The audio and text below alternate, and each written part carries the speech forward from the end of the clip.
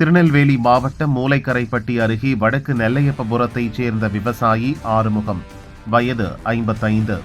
இவர் கடந்த மார்ச் 16ஆம் தேதி வயலுக்கு செல்லும் வழியில் மர்ம கும்பலால் வெட்டி கொல்லப்பட்டார். கொலையாளிகளை கண்டறிய முடியாமல் போலீசார் திணறிய நிலையில் உடலை வாங்க உறவினர்கள் மறுப்பு தெரிவித்தனர்.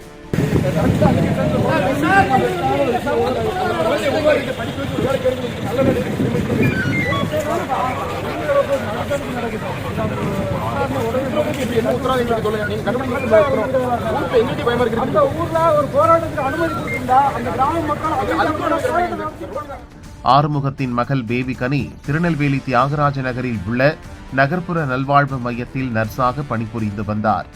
தந்தை கொல்லப்பட்டதால் பேபிகனி மனவேதனையில் இருந்தார். தந்தை இறந்து 6 நாட்களே ஆன சூழலில் மகளும் தூக்கிட்டு விபரீத முடிவை தேடிக்கொண்டார். இறப்பதற்கு முன் பேபிகனி கடிதம் எழுதியுள்ளார். அதில் எனது தந்தையை கொன்றவர்களை கைது செய்ய வேண்டும், தந்தையின் உடல் அருகே தன்னையும் அடக்கம் செய்ய வேண்டும் என குறிப்பிட்டுள்ளார். போலீசார் குற்றவாளிகளை கைது செய்யாமல் விசாரணை என்ற பெயரில் தினமும் குடும்பத்தினரை அழைத்து தொந்தரவு செய்ததால் மன அழுத்தம் ஏற்பட்டது. இதனால்தான் பேபிகனி தற்கொலை செய்து கொண்டார் என அவரது உறவினர்கள் குற்றம் சாட்டினர்.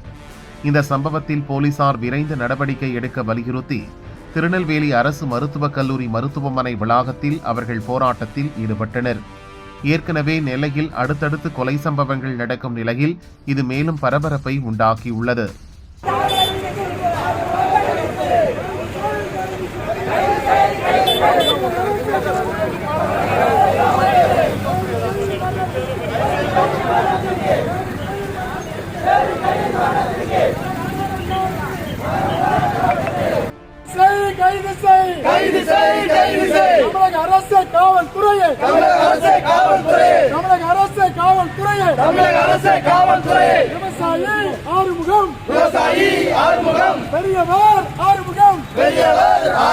படுகொலைக்கு காரணமான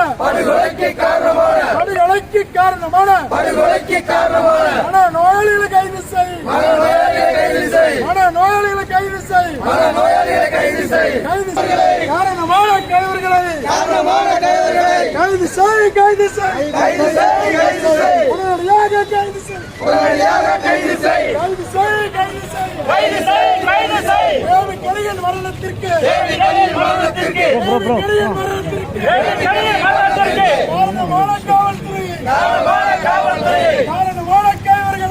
காரணமான கைவர்களை உடனடியாக கைது செய்.